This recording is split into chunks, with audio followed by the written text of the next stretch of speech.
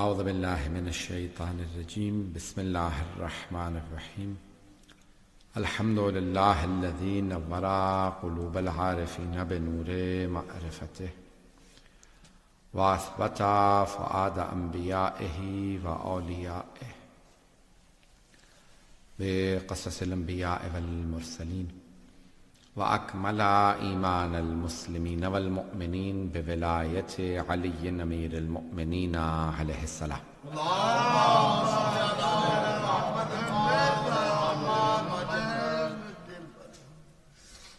والصلاة والسلام والتحية والإكرام على أفضل الموجودات العبد المؤيد والرسول المسدد المصطفى الأمجد المحمود الأحمد أعني أبا القاسم محمد اللهم صل على محمد وعلى روحه ونفسه وصهره ووسيه سيد الأتقياء والأصفياء مولى الموالي إمام المتقين علي بن أبي طالب اللهم صل على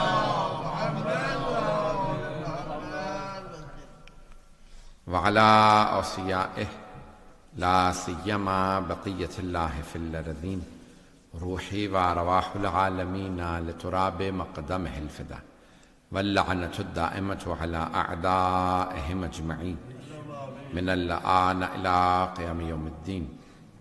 أما بعد فقد قال الله الحكيم في كتابه الكريم بسم الله الرحمن الرحيم قد أفلح المؤمنون الذين هم في صلاتهم خاشعون الذين هم عن اللغو معرضون والذين هم في للزكاة فاعلون. صدق الله العلي العظيم. صلى الله عليه وسلم.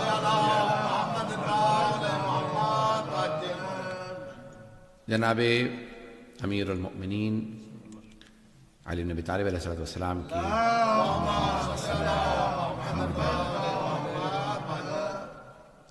سلسلہ مجالس ہیں، سلسلے کی دوسری مجلس ہے، اور میں نے جو موضوع لیا ہے، بلکہ آپ لوگوں نے جو موضوع دیا ہے کہ صفات مؤمنین، اور میں نے سورہ مؤمنون کی ابتدائی یہ چند آیات کی تلاوت کی تھی، اس کا شرف حاصل کیا، اسی کو عنوان قرار دیا قد افلح المؤمنون، بے شک کہ مؤمن ہی فلاح پانے والے. بسم اللہ سید. فلاح کامیابی مؤمنین کے لیے ہے، اور سوائے مؤمن کے کسی کو کوئی کامیابی نہیں. اللہ نے کامیابی مؤمنین کے لیے لکھی ہے. اور لفظ فلاح قرآن کریم میں آیا، میں نے کل عرض کیا تھا فلاح و فوز کا فرق، کہ فوز بھی کامیابی ہے. عربی میں بہت سے الفاظ ہیں، نجح بھی کامیابی ہے، فوز بھی کامیابی ہے، فلاح بھی کامیابی ہے. قرآن کریم کے اندر یہ دو الفاظ زیادہ استعمال ہوئے ہیں. ہم نے کہا کہ زیارات میں بھی آیا ہے لفظ فوز، فَأَفُوزَ فَوْزًا عَظِيمًا، کہ ہم آپ کے ساتھ ہوتے تو ہم بھی کامیاب ہوتے، یعنی کربلا میں ہوتے تو آج بھی جو کربلا کے ساتھ ہے وہی کامیاب ہے. تو جو ائمہ اہل بیت علیہ السلام کے ساتھ ہوگا اسی کے لیے کامیابی ہے، فوز بھی اسی کے لیے ہے، فلاح بھی اسی کے لیے. تو قرآن کریم کے اندر ایک اور لفظ آیا کہ ہم مفلحون، وہی فلاح پانے والے ہیں. تو مفلحون بھی مؤمنین ہی کے لیے آیا ہے. جگہ جگہ قرآن اٹھا کے دیکھیں گے تو یہ الفاظ استعمال ہوئے ہیں، اور ائمہ سے پوچھنا پڑے گا کہ کامیابی کن کے لیے ہے. تو میں نے کل جہاں پہ بات کو روکا تھا وہیں سے بات کو آگے بڑھاتے ہوئے کہ سرور کائنات صلی اللہ علیہ وآلہ وسلم نے فرمایا،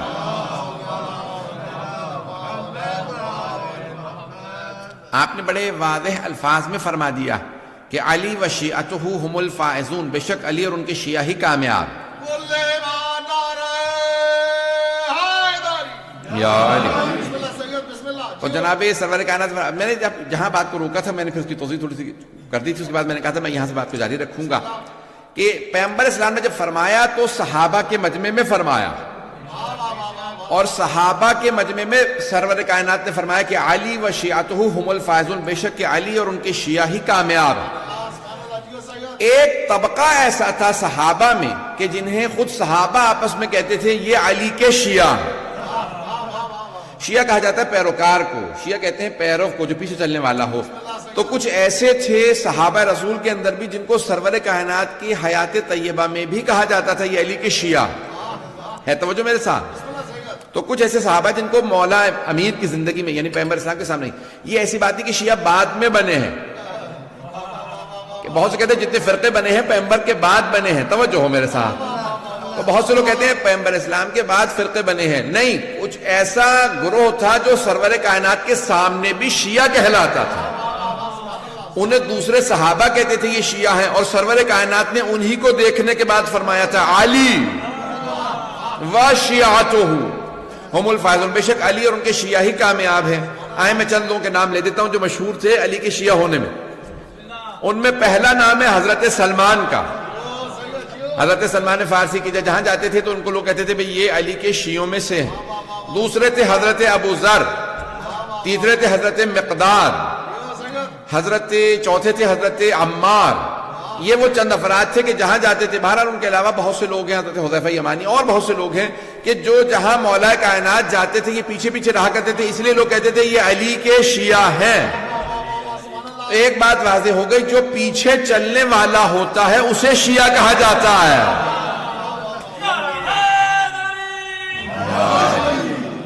جو پیچھے چلتا ہے اسے شیعہ کہا جاتا ہے، جو آگے بڑھ بڑھ کے ٹوکے روکے اسے شیعہ نہیں کہا جاتا۔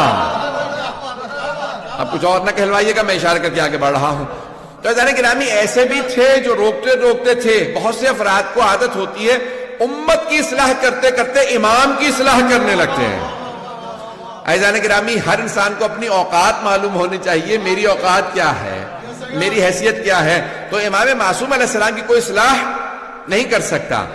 عزیزان گرامی وہ امت کی اصلاح کے لیے، توجہ تو ہے میرے ساتھ؟ میں نے آپ سے کل بھی عرض کیا تھا کہ میں پورا جو ہے زور دے رہا ہوتا ہوں آپ حضرات کو روزے کے پروانے کا، تو آج بھی میں کئی گھنٹے بول کے آیا ہوں ابھی بھی، اور ابھی بھی مطالب پیش کروں گا۔ تو عزیزان گرامی سرور کائنات صلی اللہ علیہ وسلم نے اشارہ کر کے کہا کہ یہ اور ان کے شیعہ، تو جناب امیر کی طرف اشارہ کیا، علی اور ان کے شیعہ، کامیابی علی کے شیعوں کے لیے ہے۔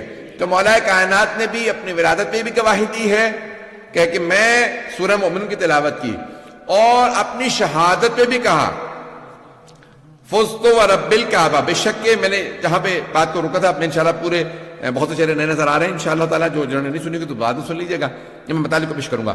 مومن کامیاب ہے، کسی بھی دور میں مومن کامیاب ہے۔ مومن وہ ہے جو اہل بیت کی ولایت کا ماننے والا ہے۔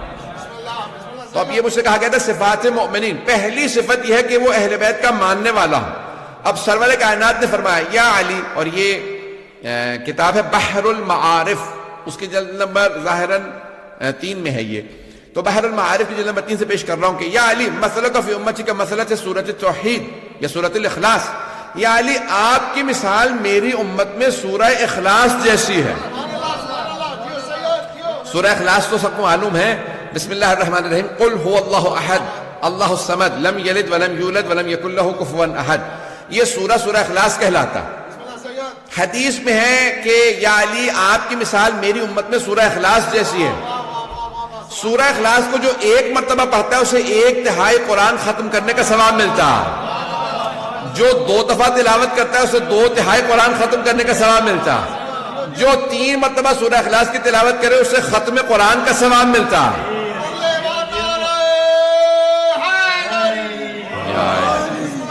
نہیں ابھی مجمع نہیں ہے سارا میرے ساتھ، تو یا علی بھئی پیغمبر اسلام فرما رہے یا علی آپ کی مثال میری امت میں سورہ اخلاص کی مثال ہے، سورہ اخلاص کو 3 دفعہ جو پڑھے اسے پورا قرآن ختم کرنے کا ثواب ملتا ہے۔ توجہ، اب پیغمبر اسلام وضاحت کر رہے ہیں یا علی جو آپ کو زبان سے مانے اس کا 1/3 ایمان مکمل، جو زبان سے بھی مانے دل سے بھی مانے اس کا 2/3 ایمان مکمل، جو زبان سے مانے دل سے مانے اور پورے جسم سے آپ کے ساتھ رہے۔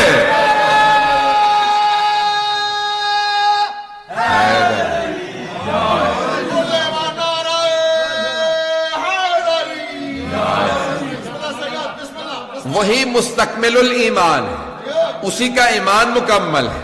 تو عزیزان گرامی مومن وہ ہے کہ جو صرف زبان سے نہ مانے، دل سے بھی مانے اور پورے بدن سے مولا کے پیچھے چلتا رہے، پوری طرح سے مولا کی پیروی کرے۔ تو مومن وہ ہے کہ جو ہر طرح سے اپنے آپ کو تسلیم سمجھے مولا کائنات کے سامنے۔ تو پہلی شرط ہے مومن کے لیے ایمان، اور صرف اللہ پہ نہیں، اس کے رسول پہ صرف ایمان کافی نہیں، قرآن پہ کافی نہیں، بلکہ ولایت علی پہ ایمان۔ ولایت محمد و آل محمد پہ ایمان، ولایت اہل بیت پہ ایمان. جو ایمان رکھتا ہے وہی مستکمل الایمان. عزیزان گرامی بہت سے ایسے تھے کہ جو صرف زبانی کلامی مانتے تھے.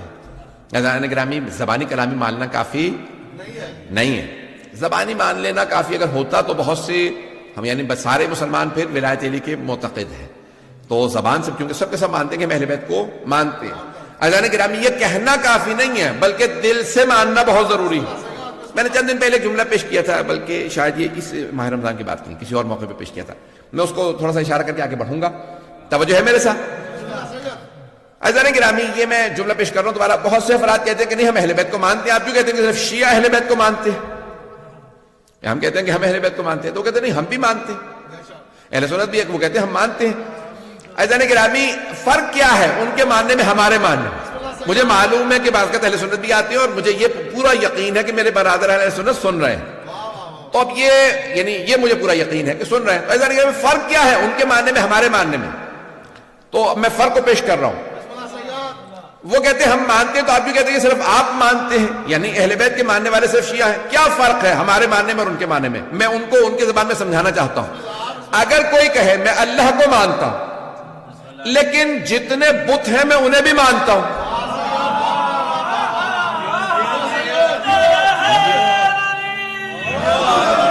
میں سوچ رہا تھا مجھے وضاحت کرنی ہوگی، مجھے وضاحت کرنی پڑے گی.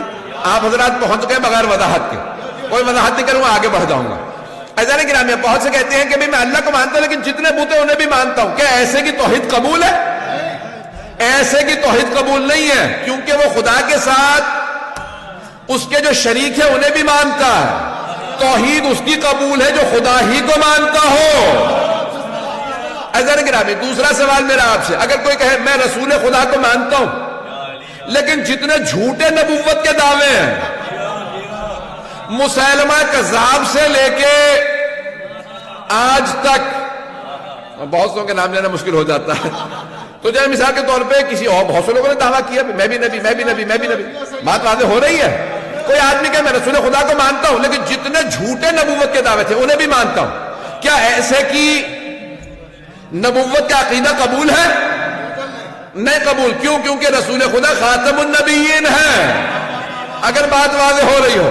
اب اگر کوئی کہے میں اہل بیت کو مانتا ہوں، میں علی کو مانتا ہوں، حسن کو مانتا ہوں، حسین کو مانتا ہوں لیکن ان کے دشمنوں کو بھی مانتا ہوں، کیا ایسے کی امامت و ولایت کا عقیدہ قبول ہے؟ جب تک کہ دشمنوں سے بیزاری کا اعلان نہ کرو تب تک بات واضح ہو.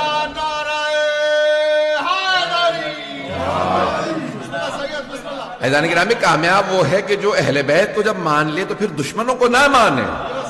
اور مشہور روایت ہے کہ کسی نے کہا مولا میں نے آپ کے چھٹے امام علیہ السلام سے کہا مولا میں نے آپ کے جد امیر المومنین کی شان میں 5 یا 6,000 بیت کہے، اشعار کہے ہیں تو 2 بیت سے مل کے ایک شعر بنتا ہے. تو کہا میں نے 5 یا 6,000، میرے سب ذہن میں یہ 5,000 ہے 6,000 ہے، روایت میں ایک ہے دونوں نہیں ہے. تو اس نے کہا 5 یا 6,000 میں نے بیت کہے. تو مولا نے کہا کہ اچھا تو یعنی ہمارے جد کو مانتا ہے؟ کہا ہاں مانتا ہوں، تو ان کی شان میں اتنے بیت ہیں. مولا نے کہا ان کے دشمنوں کے متعلق کیا خیال ہے؟ میں اپنے انداز سے پیش کر رہا ہوں. کہا انہیں بھی مانتا ہوں. مولا نے کہا کچھ بھی قبول نہیں ہے. تو کہا اچھا پھر کہا ان کا انکار کر. کہا اچھا انکار کرتا ہوں. امام نے کہا ایک شعر کہے. اس نے ایک شعر کہا. مولا نے کہا یہ تیرا ایک شعر ان 5,000 ابیات سے افضل ہے جب تو دشمنوں سے بیزاری کرے. بات پہنچ رہی ہے عزیزان گرامی؟ عزیزان گرامی یہ کافی نہیں ہے کہ ایک آدمی کہتے میں اہل بیت کو مانتا ہوں اور زبانی جمع خرچ جو ہے وہ فوراً لے کے احسان جتلانے لگے میں اہل بیت کو مانتا تو ہوں. عزیزان گرامی ماننے کے لیے ضروری یہ ہے کہ پہلے دشمنوں سے اعلان انسان بیزاری کرے. وَإِلَّا انسان کا عقیدہ ولایت و توحید یہ عقیدہ امامت قبول. میں بھی پڑھنے والا ہوں اگر چلتے رہیے گا. مجھے اندازہ ہے کہ آج نوحہ خان بھی کافی موجود ہے تو اس لیے جو ہے میں انشاءاللہ وقت پہ تمام کروں گا. کل بھی میں انشاءاللہ میں نے وقت پہ تمام کیا تھا تو چلتے رہیے گا میرے ساتھ. عزیزان گرامی آج بھی اگر کوئی عقیدہ امامت رکھتا ہو ولایت رکھتا ہو جب تک کہ دشمنوں سے اعلان بیزاری نہ کرے تب تک اس کا عقیدہ قبول نہیں. دوسری بات عقیدے کے اندر یہ انسان کے لیے بہت ضروری ہوتا ہے کہ انسان جس پہ اعتقاد رکھتا ہو یہ میرا امام ہے، یہ میرا مولا ہے، انسان اس سے کبھی بھی کوئی سمجھوتا نہیں کرتا، جو کہہ دیا وہ تسلیم ہے۔ امام جو ہے یعنی انسان یہ نہیں کہتا کہ یہ مانوں گا یہ نہیں مانوں گا، سمجھو ہو، یہ مانوں گا یہ نہیں مانوں گا۔ انسان کسی بھی چیز پہ کمپرومائز نہیں کرتا، سمجھوتا نہیں کرتا، جو کچھ امام نے کہہ دیا وہ قبول ہے، رد و قد نہ کرے، جو امام نے کہہ دیا اس کے سامنے تسلیم ہو۔ عزیزان گرامی، بہت سے افراد امام معصوم علیہ السلام کی حیات طیبہ میں موجود تھے لیکن ٹکرا گئے، کیوں؟ کیونکہ جہاں پہ انہوں نے کمپرومائز کیا، امام علیہ السلام نے کہا یہاں کمپرومائز نہیں ہے، ایک جملہ کہوں گا مجھے نہیں معلوم کتنے لوگ میرا ساتھ دیں گے، اور میں بالکل بھی سمجھوتا نہیں کرتا، آپ جانتے ہیں امامت کے معاملے کے اندر جتنے مرضی معاملات میرے خلاف بنتے چلے جائیں۔ عزیزان گرامی، امامت کا عقیدہ ایسا عقیدہ ہے کہ جس کے اندر انسان میں بالکل بھی کسی بھی طرح کا انسان نیوٹرل نہیں رہ سکتا، بے طرف نہیں رہ سکتا، یہ نہیں کہہ سکتا کہ میں امام کے ساتھ بھی ہوں اور کسی اور کے ساتھ بھی ہوں، یا امام کے ساتھ ہو یا نہیں ہو۔ امام علیہ السلام نے اجازت نہیں دی ہے، میں نے چند دن پہلے جو وعدہ کیا تھا میں اس کو ذرا مکمل کر دوں گا، آج میں نے وہاں پہ مکمل نہیں کیا تھا۔ عزیزان گرامی، مولا کے اگر آپ دیکھیں تو حکمیت کا معاملہ، حکمیت ذہنوں میں ہے نا، ایک ہوتا ہے قاضی، ایک ہوتا ہے حکم۔ حکم یعنی آربیٹریٹر، میں نے اسے نرس کیا تھا۔ جنگ ہوئی مولا کی صفین، اور معاویہ کے ساتھ جنگ ہوئی، اور اس کے بعد، اور نام میں جو ہے وہ لوگوں کی تاریخ ہے، میں کوئی ایسی بات نہیں کر رہا ہوں، تو اس لیے معاویہ کے ساتھ جنگ ہوئی، 1.5 سال سے زیادہ جنگ جاری رہی، اور جنگ جب ختم ہوئی تو کہاں پہ ختم ہوئی؟ حکمیت کے معاملے، کہ جہاں جناب مالک اشتر بلایا گیا ان کو، اور پھر آپ کی ہی جو فوج سے لوگ بغاوت کر گئے، جن کو خوارج کہا جاتا ہے، خوارج، انہوں نے کہا کہ ہم جو ہے وہ یہ جنگ نہیں کرتے، کیونکہ سامنے انہوں نے قرآن اٹھا لی ہے نیزوں پہ۔ آج بھی بہت سے افراد صرف قرآن قرآن قرآن دکھا رہے ہیں اور کہتے ہیں کہ میں اہل بیت کو نہیں مانتے۔ عزیزان گرامی، جہاں پہ بھی کوئی بغیر اہل بیت کے قرآن کو مانے گا وہ قرآن سے بھی گمراہ ہو جائے گا، کیونکہ رسول خدا فرما گئے یہ دونوں ایک دوسرے سے کبھی جدا نہیں ہوں گے، قرآن اور اہل بیت کبھی جدا نہیں ہے۔ عزیزان گرامی، انہوں نے کیا کہ آج ہمارے ہاں تشیع میں بھی میں نے دیکھا کہ بہت سے افراد یہ القاب چلا رہے ہیں کہ وہ جو ہے کہتے ہیں کہ نہیں ہم اہل القرآن ہیں، حدیث کو بھی نہیں مانتے، کسی چیز کو نہیں مانتے، صرف اور صرف قرآن۔ یاد رکھیے گا، جو صرف قرآن کی بات کرے گا وہ لازماً گمراہ ہو جائے گا، اور میں نے ایسے بہت سوں کو دیکھا کہ جو اہل بیت کے راستے کو چھوڑ گئے صرف اور صرف اس لیے کیونکہ وہ کہہ رہے تھے کہ نہیں ہمیں قرآن کافی ہے۔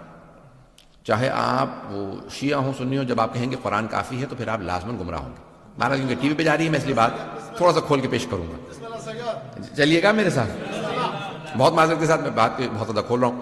عزیزان گرامی، اب یہ جناب امیر علیہ السلام کے سامنے ہوا معاملہ، انہوں نے قرآن اٹھایا، مولا نے کہا بھئی یہ قرآن لے لو، یہ جو دکھا رہے ہیں اس کا واسطہ دے رہے ہیں، جنگ جاری رکھو۔ کہا نہیں مولا وہ قرآن کا واسطہ دے رہا ہے۔ مولا نے کہا اگر وہ قرآن کو مانتا ہوتا تو میرے مقابلے میں کیوں آتا؟ اور مولا نے یہ جملہ فرمایا، کہا ھذا قرآن صامت وانا القرآن الناطق، یہ خاموش قرآن ہے، میں بولتا ہوا قرآن ہوں۔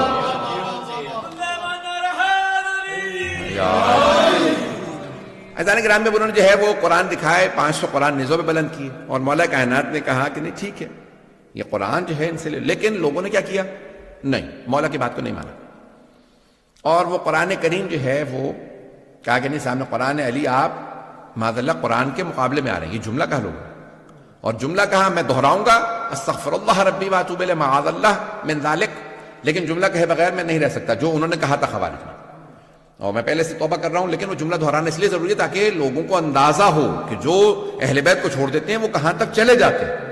اور انہوں نے جناب امیر کو مخاطب کر کے کہا یا علی اکفرت، یا علی آپ کافر ہو گئے۔ آج بہت سے لوگ کہتے تھے بھی شیعوں کو کافر کہہ رہے ہیں، ابے وہ ہمارے مولا کو بھی کافر کہہ رہے تھے، وہ کہہ رہے تھے یا علی اکفرت، یا علی آپ کافر ہو گئے، آپ نے قرآن سامنے موجود ہے اور آپ نہیں مان رہے، یہ انہوں نے کہا۔ عزیزان گرامی، اب جناب امیر علیہ السلام نے اس وقت پھر جدائی اختیار کی، وہ لوگ الگ ہو گئے، اور انہوں نے خوارج نے مولا کے خلاف اعلان جنگ کر دی۔ جب آپ کہہ رہے ہیں کہ یہ کافر ہیں تو وہ کیا کریں گے؟ کہا کہ ہم علی کے خلاف جہاد کریں گے۔ آپ نے کبھی زیارات پڑھی ہے؟ آرام سے سن لیجیے گا، زیارت اس وقت میرے سامنے نظر نہیں آ رہی، زیارت میں آپ زیارت واسطہ جملہ پڑھتے ہیں کہ کن پہ لعنت ہو؟ جو امام حسین کے قتل میں آئے، جنہوں کے خلاف جاہدت الحسین. کبھی آپ نے غور کیا؟ جنہوں نے مولا حسین کے خلاف جہاد کیا ان پہ لعنت ہو. کون فرما رہے ہیں؟ چھٹے امام علیہ السلام. والذین جاہدت الحسین، جنہوں نے امام حسین کے خلاف جہاد کیا. کون؟ یعنی وہ یہ کہہ رہے تھے کہ جو ہم امام حسین کے خلاف لڑ رہے ہیں یہ جہاد ہے. جہاد عبادت ہے. نہیں ہے مجمع میرے ساتھ؟ جہاد عبادت ہے یا نہیں ہے؟ فروع دین میں چھٹے نمبر پہ جہاد ہے. پہلے ہے نماز، روزہ، حج، زکوٰۃ، خمس، جہاد. فروع دین میں واجب عبادت سمجھتے ہوئے قربتاً اللہ کی نیت سے کر سکتے ہیں. نماز اگر قربتاً اللہ نہ ہو تو قبول نہیں. روزہ قربتاً اللہ نہ ہو قبول نہیں. حج قربتاً اللہ نہ ہو قبول نہیں. خمس و زکوٰۃ قربتاً اللہ نہ ہو قبول. جہاد قربتاً اللہ نہ ہو قبول نہیں. پتہ نہیں مجمع ہے یا نہیں؟ اب وہ کہہ رہے تھے ہم جہاد کر رہے ہیں. جہاد کا مطلب ہوتا ہے یعنی ہم اللہ کی خاطر لڑنے آئے ہیں. پتہ نہیں لوگ ہیں یا نہیں؟ جو لوگ اہل بیت کو چھوڑ دیں، صرف قرآن قرآن قرآن کریں، وہ اہل بیت کے خلاف لڑیں گے اور سمجھیں گے جہاد ہو رہا ہے. چھٹے امام فرماتے ہیں جو حسین کے خلاف لڑے اور کہے یہ جہاد ہے اس پہ لعنت ہو. پتہ نہیں مجمع ہے یا نہیں ہے؟ بات پہنچ رہی ہے؟ یہ آج داعش کو دیکھ کے تعجب نہ کریں. آج طالبان کو یہ جو کہتے ہیں کہ ہم جا کے حرم گرا دیں گے، عزیزان گرامی یہ نیا موضوع نہیں ہے. میں تلخ باتیں کہہ رہا ہوں معذرت کے ساتھ. عزیزان گرامی آج بھی اگر ایسے ہوں کہ کہیں کہ ہمیں قرآن کافی ہے، وہ لازماً گمراہ ہوں گے، وہ لازماً اہل بیت کے مقابلے میں آ جائیں. اور انہوں نے کیا کیا جناب امیر کے خلاف؟ میں نے کل فضائل سنایا تھا، لیکن آج بھی میں جو فضائل پیش کر رہا ہوں تھوڑی سی مختلف اینگل سے پیش کر رہا ہوں. جناب امیر کے خلاف انہوں نے بغاوت کا اعلان کر دیا اور نعرہ کیا بلند کیا؟ ان الحکم الا للہ. قرآن کی آیت، سورہ یوسف سے آیت لی اور کہا ان الحکم الا للہ. حکم، حاکم، حکومت کا حق صرف اللہ کو. یعنی کیا مطلب؟ علی ہمیں حاکم قبول نہیں. مولا سے کہا مولا وہ قرآن کی آیت پیش کر رہے ہیں آپ کے خلاف. ایسے سے بھی لوگ تھے بیچارے کہ مولا سے سوال کا جواب دینے آ رہے ہیں، مولا وہ آیت پڑھ رہے ہیں. تو مولا نے کیا فرمایا؟ کلمۃ حق یراد بہا الباطل. کلمہ حق بلند کر رہے ہیں لیکن مراد باطل لے رہے ہیں. قرآن حق ہے. پھر مولا نے فرمایا کہا کہ حکومت لابد من امیر، اللہ خود حکومت کرنے نہیں آئے گا، ایک انسان ہی حکومت کرے گا. چاہے تم اللہ عادل، اما عادل اما فاسق، چاہے عادل کی حکومت ہو چاہے فاسق کی حکومت ہو. تم علی جیسے عادل کے نہیں مانو گے تو پھر معاویہ سے کسی اور آدمی کے مانو گے. عزیزان گرامی جناب امیر علیہ السلام نے وہاں پہ سٹینڈ لیا اور پھر آپ نے فرمایا یہ ایک ایسا فتنہ ہے جو میرے بعد بھی کوئی اس کے خلاف قیام نہیں کر سکے گا، میں ان کے خلاف قیام کروں گا. اور آپ نے قیام کیا اور آپ نے کہا کہ بھئی لشکر کشی کرو، ہم ان کا مقابلہ کریں گے. تھوڑا سی میں جنگ کو پیش کروں گا جناب امیر علیہ السلام کی. شاید تھوڑا سا ماحول بدل جائے کیونکہ میں تلخ و سخت باتیں کہہ رہا ہوں. یہ ہر دور میں انفارچونیٹلی افسوس کے ساتھ کہنا پڑتا ہے، یہ ہر دور میں ایسا آپ کو مل جائے گا کہ ایسے لوگ آج بھی، داعش دیکھ لیں، ایسے بہت سے لوگ ہیں جو بغاوت کریں گے اور آخری زمانے میں بھی ایسا ہوگا. بعد میں امام خلاف بھی بہت سے کلمہ گو ہوں گے اور وہ یہ کہیں گے کہ ہم جہاد کر رہے ہیں. معاذ اللہ آج یہ لوگ مسجدوں میں امام بارگاہوں کے اندر آ کے بم رکھتے ہیں اور کہتے ہیں ہم جہاد کر رہے ہیں. اور چھٹے امام فرما گئے کہ ایسے جہاد کرنے والوں پہ بھی لعنت ہو. آئیں ذرا چلیے گا میرے ساتھ عزیزان گرامی. زیادہ تلخ تو نہیں ہو رہا ہوں، 5 سے 10 منٹ کی زحمت دوں گا. عزیزان گرامی مولا کائنات نے ایک مرتبہ ان کے خلاف جنگ کا اعلان کیا. اس کو جنگ کو کہا جاتا ہے نہروان. اور مولا کے چاہنے والے تھے حضرت عبداللہ ابن خباب ابن ارت. میں نے کسی مقام پہ بیان کیا تھا، یہاں نہیں پڑھا کبھی بھی بلکہ زیارات پہ ہی پڑھا. وہ ان کی اہلیہ جو ہیں وہ حاملہ تھیں اور وہ ان کو لے کے آ رہے تھے کوفے وضع حمل کے لیے. راستے میں خوارج نے روک لیا. لمبی لمبی داڑیاں، سجدوں کے نشان، قاری قرآن سب تلاوت کر رہے تھے. اتنے مقدس ظاہری طور پہ کہ ان میں سے ایک آدمی نے کھجور زمین سے اٹھا لیا کہ گرا ہوا کھجور ہے، منہ میں رکھا. دوسرے نے کہا تمہیں پتا ہے یہ باغ کس کا ہے؟ کہا نہیں. کہا تم نے بغیر اجازت کے تم نے کھجور کھا لیا. اس نے واپس نکال کے وہیں زمین پہ رکھ دیا. کہا پروردگارا مجھے معاف کر دے، میں نے کھجور بغیر مالک کے پوچھے کھا لیا تھا، مجھے معاف کر دے. اس کا مطلب ہے کبھی بھی لوگوں کے لمبے سجدوں سے، لمبی داڑھیوں سے، ظاہری تقدس سے دھوکہ نہ کھانا۔ اگر اہل بیت کو نہیں مانتے تو جتنا مرضی اپنے آپ کو مقدس دکھاتا رہے، وہ پھر بھی فاسق ہے۔ پتہ نہیں بات پہنچ رہی نہیں پہنچ رہی۔ اب کیا کیا اس نے کھجور واپس رکھ دیا۔ اس نے کہا یہ کھجور میں نے بغیر، پروردگارا مجھے معاف کر دے، یہ کھجور میں نے اٹھا لیا تھا۔ اتنے میں حضرت عبداللہ ابن خباب ابن علت آ رہے ہیں اپنی زوجہ کے ساتھ۔ اپنی زوجہ کو انہوں نے سوار کرا رکھا ہے خچر کے اوپر اور لے کے جا رہے ہیں کوفے۔ انہوں نے روکا، کہا بھی بتاؤ تم علی کے چاہنے والے ہو، علی کے ساتھ ہو یا ہمارے ساتھ؟ اور اس نے کہا کہ نہیں، میں علی کے ساتھ نہیں ہوں۔ حضرت وہ شان چاہنے والے تھے۔ اب وہ بہرحال اب بیچاری ان کی زوجہ بھی اور وہ بھی دونوں شیعہ عجیب و غریب کیفیت۔ تو کہا کہ بھئی میں کوفے جا رہا ہوں، مجھے کیا مطلب ہے آپ کی کوئی سیاسی کو معاملہ ہوگا؟ کہا نہیں، آپ تم بتاؤ کہ تم علی کے چاہنے والے ہو یا نہیں۔ انہوں نے کہا نہیں، میں علی کے چاہنے والا نہیں ہوں۔ تقیہ میں انہوں نے کہا میں تقیہ میں چاہنے والا نہیں ہوں۔ انہوں نے کہا اچھا اگر تم علی کو نہیں چاہتے تو پھر معاذ اللہ استغفر اللہ تعالی علی پہ لعنت کرو۔ اس نے کہا مانتا نہیں ہوں لیکن لعنت نہیں کروں گا۔ میں لعنت نہیں کروں گا۔ کہا کیوں؟ اگر نہیں مانتے تو پھر لعنت؟ کہا نہیں، وہ داماد پیغمبر تو ہے۔ اب وہ بہرحال سمجھ گئے۔ انہوں نے کہا نہیں، یہ شیعہ یہ چھپا رہا۔ انہوں نے کہا کہ نہیں تم لعنت کر، نہیں بیوی سے کہو نہیں۔ انہوں نے کہا ٹھیک ہے ان کو قتل کر دو۔ انہوں نے ان کا سر کاٹا اور زمین پہ رکھا۔ پھر ان کی اہلیہ سے کہا، انہوں نے کہا نہیں میں بھی ماننے والی نہیں۔ انہوں نے ان کو مارا، پھر ان کا شکم چاک کیا اور بچے کو نکالا، بچے کا گلا کاٹا اور ان کے باپ کے ساتھ رکھا۔ کہا کیوں؟ کہا کہ یہ شیعہ ہیں۔ عزیزان گرامی، یہ آپ یہ آج نہ سوچیں، بہت سے ہمارے اپنے شیعہ کہنے لگ گئے تھے شاید کربلا میں اور ائمہ علیہ السلام پہ اتنے مظالم نہ ہوئے ہوں، اتنے مصائب نہ ہوئے ہوں۔ جب آج لوگوں نے داعش کو دیکھا تو پھر مانا ہاں اتنے مظالم ہوئے ہوں۔ پتہ نہیں بات پہنچ رہی یا نہیں پہنچ رہی۔ عزیزان گرامی، انہوں نے اتنا مولا علی علیہ السلام نے ان کا ذکر کیا۔ پھر حضرت کمیل کی جہاں پہ قبر ہے آج، وہاں پہ ان کو دفنایا گیا لا کے۔ عزیزان گرامی، یہ تھا وہ طبقہ جو مولا کے خلاف کہہ رہا تھا ہم جہاد کرنے جا رہے ہیں کیونکہ معاذ اللہ استغفر اللہ رب العالمین، جسے رسول خدا فرما کے جا رہے ہیں یہ کل ایمان ہے، وہ کہہ رہے ہیں یہ کافر ہوگا معاذ اللہ۔ یہ بتانا کیوں ضروری ہے؟ تاکہ آپ لوگ اویئر رہیں کہ تاریخ اتنی تلخ ہے اور آپ کو پتہ ہو کہ ہم اگر کسی پہ تبرہ کر رہے ہیں یا ہمارے بہت سے برادر ہیں سن رہے ہیں تو وہ پوچھتے ہیں کہ نہیں کیوں آج اب گزر گیا معاملہ، تلک امۃ قد خلت۔ ایک صاحب نے مجھے آیت بھی سنائی، انہوں نے کہا میں حافظ قرآن ہوں مولانا، میں آپ کو بہت زیادہ شوق سے سنتا ہوں۔ تو انہوں نے مجھے آیت سنائی، بیچارے نے بڑی محبت میں سنائی، میں بھی سن رہے ہوں گے، ابھی بھی سن رہے ہوں گے، میں یعنی مجھے ان سے کوئی دشمنی نہیں ہے۔ تو ان کا آیت ہے تلک امۃ قد خلت لہا ما کسبت ولکم ما کسبتم۔ وہ ایک امت تھی، وہ خلق کی گئی، ان کا حساب ان کے ساتھ، آپ کا حساب آپ کے ساتھ، ان کو بھلا دیں۔ ایسے معاملات کو بھلایا نہیں جا سکتا۔ جو اہل بیت پہ سمجھوتا کر لے، کمپرومائز کر لے، یقین مانیے اس کا ایمان ضائع ہو گیا۔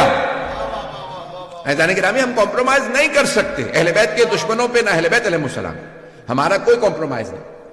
میں انشاءاللہ فضائل کل پیش کروں گا لیکن آج سن لیجیے چند جملے اور۔ اب کیا ہوا، لشکر آ گیا نہروان کے مقام پہ، بہت بڑا لشکر، 10,000 سے اوپر کا لشکر۔ مولا نے کہا کہ ان کے 10 افراد بھی نہیں بچیں گے اور میرے 10 افراد بھی شہید نہیں ہوں گے۔ اور حضرت جندب مولا کے چاہنے والوں میں ہیں، عاشقوں میں سے۔ تو مولا فجر کے بعد جو ہیں باہر نکلے اپنے خیمے سے۔ تو مولا نے کہا جندب کہاں؟ کہا مولا آپ کے دشمن بہت زیادہ ہیں۔ کہا نہیں جندب رک جاؤ، مجھے تمہاری حفاظت کی ضرورت نہیں ہے، میں ہوتا تو میں حضرت جندب کی خدمت میں عرض کرتا یہ مولائے کائنات ہے، یہ مشکل کشا ہے۔ اب بہرحال عزیزان گرامی مولا کچھ فاصلے سے واپس آئے، اس کے بعد کہا کہ جندب کیا دیکھ رہے ہو؟ کہا مولا زمین پہ دیکھ رہا ہوں چونٹیوں کی اتنی تعداد ہے کہ کون ان کی تعداد کو جانتا ہوگا، یہ سوچ رہا تھا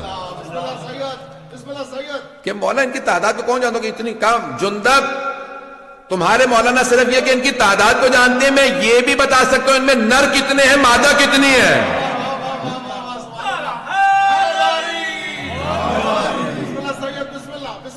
معذرت کے ساتھ کئی مرتبہ چیزیں ہو جاتی تو انسان کا موڈ ویسا بنتا ہے، اس حساب سے انسان پیش کرتا مطالب کو۔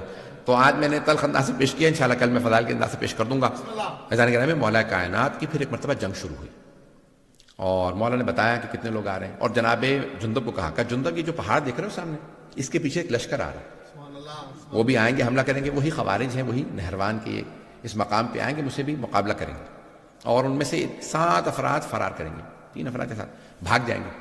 انہی میں سے فرار کرنے والوں میں سے ایک کا نام تھا عبد الرحمن ابن ملجم، جس کو یعنی ہمارے ہاں کہا جاتا ہے کہ جس قدر یعنی سب سے شقی القلب کہا ہے رسول خدا نے اس آدمی کے لیے، کہ کربلا میں بھی آنے والوں سے زیادہ پتھر دل انسان یہ ہے، شمر سے زیادہ ملعون ابن ملجم، اور کہا جاتا ہے کہ اس کا نام لے کر کے جتنی ہو سکے لعنت کرنا اس کا بے انتہا ثواب۔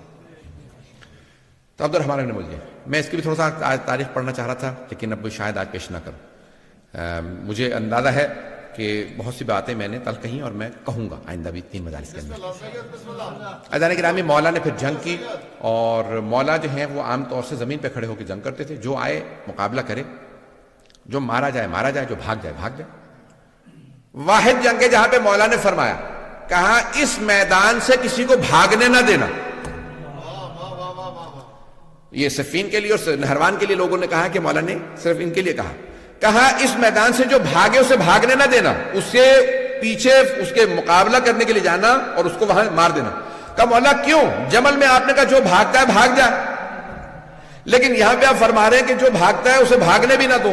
کہا جمل میں لوگ ماں کا نام سن کے دھوکہ کھا کے آ گئے تھے، پتہ نہیں لوگ ہیں یا نہیں، سوچ رہے تھے شاید ماں صحیح ہو اس لیے دھوکہ کھا کے آئے تھے، انہیں نہیں پتا علی حق ہے، پتہ نہیں مجمع ہے یا نہیں۔ کہ اس لیے میں نے وہاں پہ کہا تھا جو بھاگے بھاگنے دو، دھوکہ کھا کے آئے۔ وہاں مسلمان تھے، دھوکہ کھا کے آ گئے تھے، یہاں یہ منافق ہے، کافر ہے، اسلام کا لبادہ اور رکھا، کہ کوئی بھاگے اسے بھاگنے نہ دینا۔ مولا نے ایک مرتبہ ذوالفقار کھینچی، اللہ اکبر کی صدا دی، گھوڑے کو اینڈ لگائی، مولا صفوں سے اپنے گھوڑے کو دوڑاتے رہتے تھے، جہاں سے گزرتے تھے سر ہی سر نظر آتے تھے۔ کسی نے سوال کیا یا علی تلوار چل نہیں رہی، سر پہ سر گر رہے ہیں؟ میں اپنے انداز سے جواب دے رہا ہوں، مولا کہیں گے میں ذوالفقار کو روک رہا ہوں، روک نہیں رہی ہے۔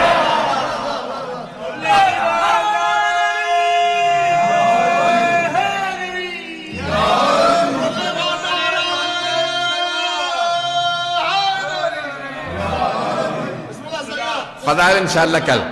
عزیزان گرامی، آج مطالب جو پیش کرنا تھا میں نے کر دی، بس ایک سن لیجئے۔ مولا نے وہاں پہ مقابلہ کیا اور بھاگنے میں صرف چند افراد ہی کامیاب ہوئے، باقی سب کو مار دیا۔ مولا نے کہا کیوں؟ یہ ایسا فتنہ ہے، یہ جہاں جائیں گے کفر پھیلائیں گے۔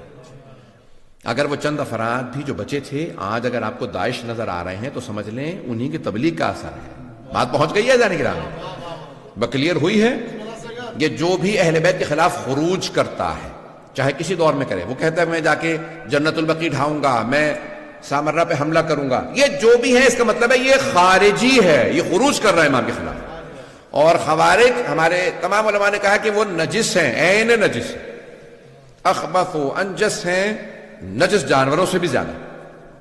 اس سے زیادہ کھل کے تو نہیں پڑھ سکتا ممبر سے۔ تو جو اہل بیت عزیزان گرامی، اب سن لیجیے عبد الرحمن ابن ملجم کون ہے۔ اگر چاہیں تو آج پڑھوں، نہیں تو چھوڑ دوں،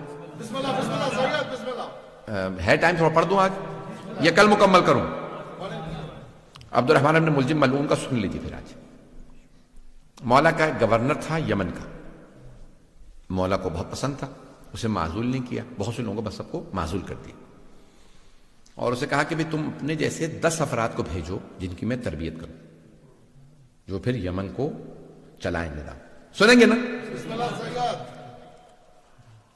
اس نے 10 افراد بھیج دیے، اس نے 100 افراد کا انتخاب کیا، 100 افراد میں سے پھر 40 کو چنا، ان میں سے جو سب سے اچھے 10 افراد تھے انہیں کوفے بھیجا، کہا تم جاؤ جا کے علی بن ابی طالب سے تربیت لے کے۔ مولا مسند بچھا کے بیٹھے، 10 افراد آئے، مولا نے پہلے کا پوچھا نام بتاؤ، بلدیت، سب کا تعارف ہو رہا ہے، سب کو بتا رہے ہیں کون کون ہیں یہ لوگ، دوسرا تیسرا چوتھا، چھٹے آدمی سے پوچھا بھائی تمہارا نام کیا؟ اس نے کہا عبد الرحمن، عربی میں اس نے جواب دیا انا عبد الرحمن، میں عبد الرحمن۔ مولا نے اس کو دیکھا اور کہا انا للہ و انا الیہ راجعون۔ اس نے فوراً پلٹ کے پوچھا آپ نے کلمہ استرجاع کیوں پڑھا؟ مولانا نے کہا تیرے باپ کا نام کیا؟ اس نے کہا انا ابن ملجم، میں ملجم کا بیٹا۔ تو مولانا نے کہا انا للہ و انا الیہ راجعون، کلمہ استرجاع دوبارہ پڑھا۔ اس نے کہا کیا بات ہے، کیا میں مرنے والا ہوں؟ مولانا نے کہا مرادی انتا، تو مرادی ہے؟ عبد الرحمن ابن ملجم مرادی قبیلے سے تھا، مراد۔ اس نے کہا کہ ہاں۔ مولانا نے پھر کہا انا للہ و انا الیہ راجعون۔ کیا بات ہے، آپ بار بار کلمہ استرجاع کیوں پڑھ رہے ہیں؟ کیا میں مرنے والا ہوں؟ مولانا نے کہا نہیں، تو میرا قاتل ہے۔ اس نے کہا قاتل نہیں، میں تو آپ کا چاہنے والا ہوں۔ مولانا نے کہا نہیں، تو میرا قاتل ہے، میں تجھے ابھی سے وارننگ دے رہا ہوں، تجھے تحدید کر رہا ہوں، تو جہنم میں جائے گا اپنے اس گناہ کی وجہ سے، اور وہ لعنت ہوگی، تو جہنم کے اس گڑھے کے اندر جائے گا کہ جہاں کوئی نہیں ہوگا۔ اس نے کہا نہیں، کیسے ہو سکتا ہے میں آپ کو مار دوں؟ مولانا نے کہا میں تجھے بتا رہا ہوں بھی، تو قاتل ہے میرا۔ ایک مرتبہ اس نے کہا کہ بھئی کیسے ہو سکتا ہے، آپ مجھے مار دیں، ابھی مار لیجئے۔ مولانا نے کہا کس جرم میں؟ جو تو نے ابھی کیا نہیں۔ اسلام میں جرم سے پہلے سزا نہیں ہے، جرم کے بعد سزا ملتی ہے۔ تو نے بھی جرم نہیں کیا، لیکن میں تجھے ابھی سے وارننگ دے رہا ہوں۔ اب اسے اندازہ نہیں، آہستہ آہستہ وہ ایک فاحشہ کا جو ہے وہ عاشق ہو گیا۔ اب ممبر کے قابل نہیں کہ میں بیان کر سکوں۔ اس کا نام قطام تھا، ہمارے ہاں بھی کہا جاتا ہے نا، گالی دینی ہوتی ہے تو قطامہ کہتے ہیں، یہ اس کا نام تھا۔ اس نے بھی شرط رکھی، اور وہ بھی مولا کی دشمنوں میں سے تھی اور ملعونہ تھی، اور بہرحال کہ بھی میں شادی کروں گی، لیکن مجھے ایک کنیز چاہیے، 5000 دینار چاہیے، اور علی بن ابی طالب کا سر چاہیے۔ الوقائع والحوادث میں اس روایت کو لکھا۔ کچھ لوگوں نے کہا ہے معاویہ سے بھی لنکس تھے، اور بہرحال اہل بیت کے قتل کے اندر آپ کو پتہ بنو امیہ کا ہمیشہ کردار رہا ہے۔ بنو امیہ نے بڑا منفی کردار ادا کیا۔ اہل بیت کے خلاف جو سب سے بدترین جو دشمن اہل بیت کے گزرے ہیں اور اب تک ہیں، وہ بنو امیہ۔ اب وقت تمام ہو گیا، میں تفصیل میں نہیں جا سکتا۔ اور پھر اس نے کہا کہ نہیں، میں ایسا نہیں کر سکتا، اور پھر آہستہ آہستہ کہا کہ ٹھیک ہے میں ایسا کروں گا۔ اور کیا کیا اس نے؟ یہ گیا خانہ کعبہ میں، غلاف خانہ کعبہ پکڑ کے اس نے قسم کھائی کہ میں علی کا قتل کروں گا۔ آج آپ دیکھتے ہیں بہت سے کہ یہ اپنے آپ کو کہتے ہیں خادم الحرمین شریفین، پتہ نہیں لوگ ہیں یا نہیں۔ بہت سے لوگ دھوکہ کھا جاتے ہیں، وہ حرم کے خادم ہیں اور آپ ان کو برا کہہ رہے ہیں۔ بھئی ہم آپ کو تاریخ میں ایسے بہت سے کردار پیش کر سکتے ہیں جو خانہ کعبہ کا غلاف پکڑ کے قسم کھاتے ہیں کہ میں رسول خدا کے بھائی علی بن ابی طالب کا قتل کروں گا۔ یہ میں کیوں پیش کر رہا ہوں؟ یہ قابل توجہ باتیں، آج یہ قابل غور ہیں۔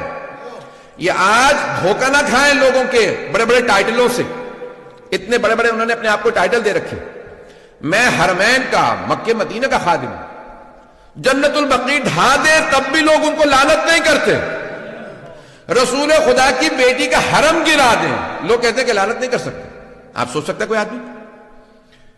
4 معصوم اماموں کی قبریں ڈھا دی۔ ازواج رسول کے ماننے والے کہاں ہیں آج، جو کہتے ہیں امہات المومنین کو مانتے ہیں؟ 9 امہات المومنین کی قبریں ڈھا دی۔ کوئی بولنے کے لیے تیار ہے، کہتے ہیں نہیں لعنت نہیں کریں، حرمین کے خادم ہیں، مکہ مدینہ کے خادم ہیں۔ یہ آل سعود کا کردار ہے آپ کے سامنے۔ میں بہت معذرت، بہت تلخ میں نے پیش کیا، مکمل کر رہا، ختم تمام۔ عزیزان گرامی، اس نے کیا کہا؟ اس نے کہا میں کیا کروں گا؟ حرم میں خانہ کعبہ کا پردہ غلاف پکڑ کے قسم کھائی میں علی کا قتل کروں۔ کب؟ شب قدر میں۔ کہاں پہ؟ مسجد کے اندر، مقدس جگہ پہ، مقدس رات میں مقدس ترین ہستی کا قتل کرنے آ رہا ہے۔ کیا سمجھ کے؟ عبادت سمجھ کے۔ کیا اس زمانے میں ایسے لوگوں پہ لعنت تھی تو آج ایسے لوگوں پہ لعنت نہیں؟ پتہ نہیں میں نے پیش کیا یا نہیں پیش کیا۔ یہ آج امام بارگاہوں میں، مساجد میں وہ کہتے ہیں میں عبادت کر رہا ہوں، میں شیعوں کو مارنے جا رہا ہوں، میں سامرہ کا حرم گرا رہا ہوں، میں عبادت کر رہا ہوں۔ عزیزان گرامی، اسی لیے ہم کہتے ہیں کھولو آنکھیں، دماغ کھولو، کان کھولو۔ ایسے اگر لوگوں کو تم تاریخ میں، آج ایسے لوگ ہیں، اور پاکستان میں کب کہا؟ جب خود کے حملے شروع ہوئے پاکستان میں، کہا نہیں یہ ملعون ہے۔ عزیزان گرامی، اگر پاکستان میں حملہ ہو تو ملعون ہے، دوسرے ملکوں کے اندر حملہ ہو تو ملعون نہیں ہے، عراق میں حملہ ہو تو ملعون نہیں ہے، شام میں جناب زینب کے حرم پہ حملہ کرے تو ملعون نہیں ہے ایسے لوگ، اور اگر تاریخ میں علی پہ حملہ کرے تو ایسے آدمی ملعون نہیں ہے۔ میں یہ سخت ترین جملے کہیں، میں بہت معذرت، لیکن میں کہنے پہ مجبور ہوں، آج یہ پڑھنے پہ مجبور ہوں، ایسے حالات ہیں۔ اگر ہم نہیں، میں نہیں کھولوں گا تو کوئی اور نہیں بولے گا۔ عزیزان گرامی، یہ تاریخ کے وہ کردار ہیں کہ جن پہ تاریخ میں بھی لعنت تھی، آج بھی لعنت ہے۔ اللہ ان لوگوں پہ لعنت بھیجتا ہے، اس کا رسول ان پہ لعنت بھیجتا ہے، ملائکہ لعنت بھیجتے ہیں، قیامت تک کے لیے ایسے لوگوں پہ لعنت ہے۔ اور جو ان پہ لعنت نہیں بھیجتے، ان کا کیا حال ہونا چاہیے؟ ان پہ لعنت نہیں ہونی چاہیے؟ اگر تو وہ نہیں سمجھتے تو معاف ہے، اور اگر سمجھتے ہیں اور لعنت نہیں بھیجتے تو ان پہ بھی لعنت ہے۔ آپ کہیں گے آج مولانا بہت غصے میں میں یقین مانیے کہ جتنا پیش کر رہا ہوں بڑی ذمہ داری سے پڑھ رہا ہوں۔ جو اہل بیت علیہ السلام کے مقابلے میں آئے، وہ کسی بھی زمانے میں ہو، کوئی بھی ہو، تو اس پہ عزیزان گرامی صبح و شام لعنت ہے، اور اللہ نے ایسے لوگوں پہ لعنت بھیجی۔ اور اگر میں ایک جملہ پیش کر رہا ہوں، وَمَن يَقْتُلْ مُؤْمِنًا مُتَعَمِّدًا فَجَزَاؤُهُ جَهَنَّمُ خَالِدِينَ فِيهَا وَلَعَنَهُ اللَّهُ وَغَضِبَ اللَّهُ عَلَيْهِ وَلَعَنَهُ وَأَعَدَّ لَهُ عَذَابًا عَظِيمًا۔ یہ اللہ نے قرآن میں آیت کی نازل، سورہ نساء آیت نمبر 93 4 سورہ۔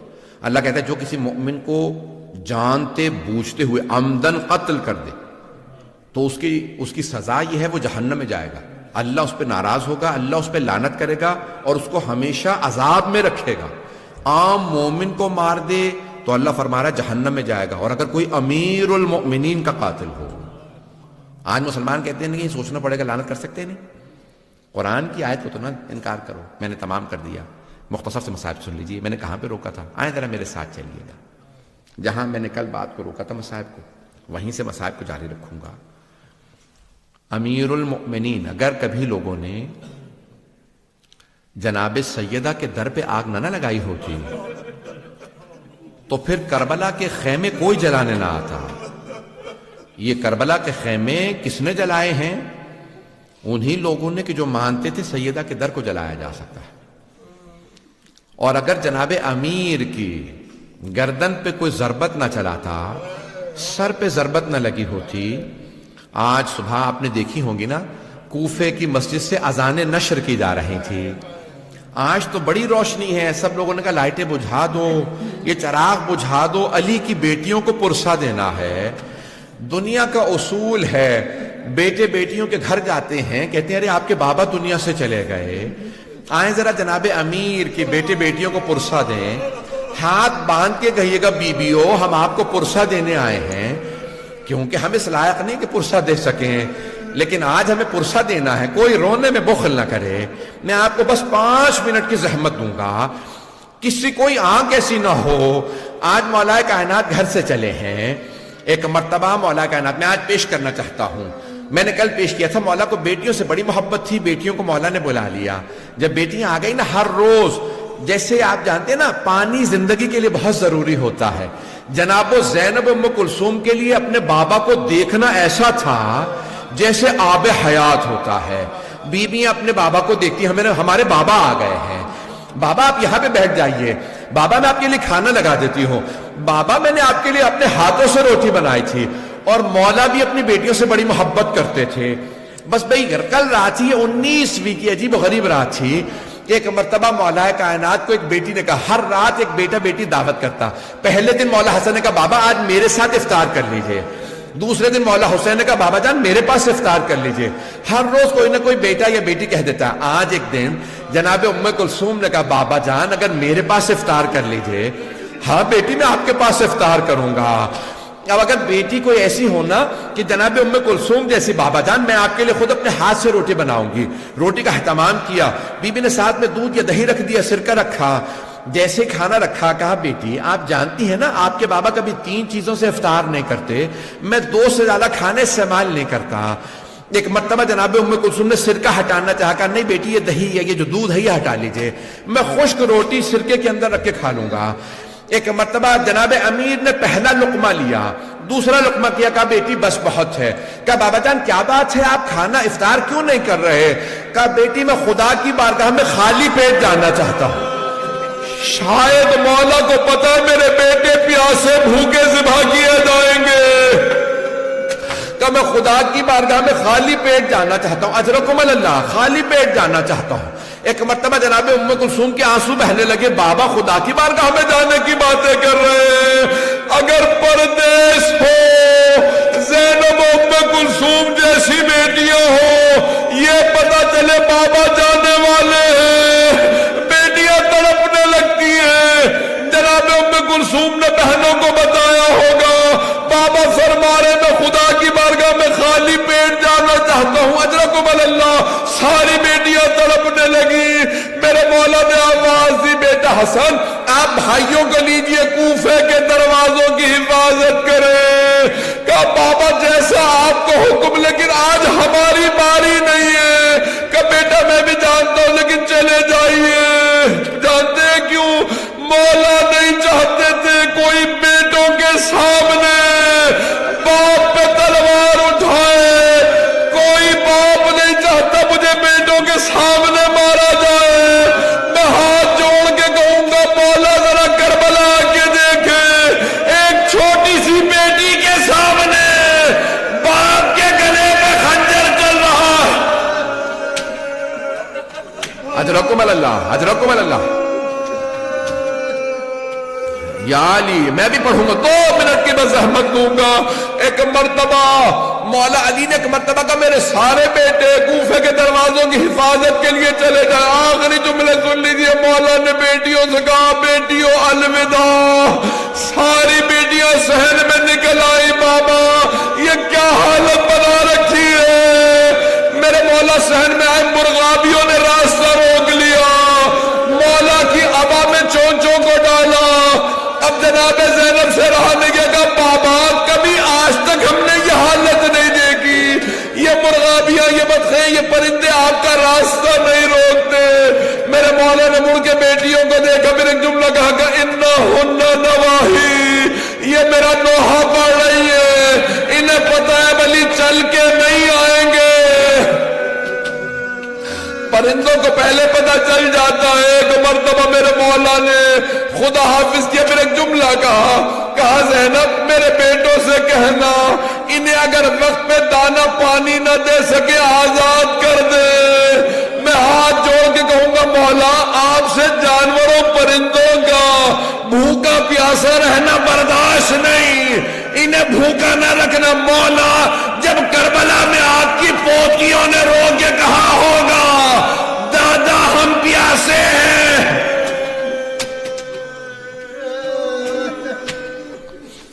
اجرکم اللہ، اجرکم اللہ. بس بھئی مجھ میں طاقت نہیں ہے پڑھنے کی. بس بھئی 1 سے 2 منٹ کی زحمت دوں گا. بس بھئی آخری جملے سن لیجئے. میرے مولا چلے آئے اور آنے کے بعد گلدستہ اذان میں مولا نے خود اذان دی. کہا اللہ اکبر.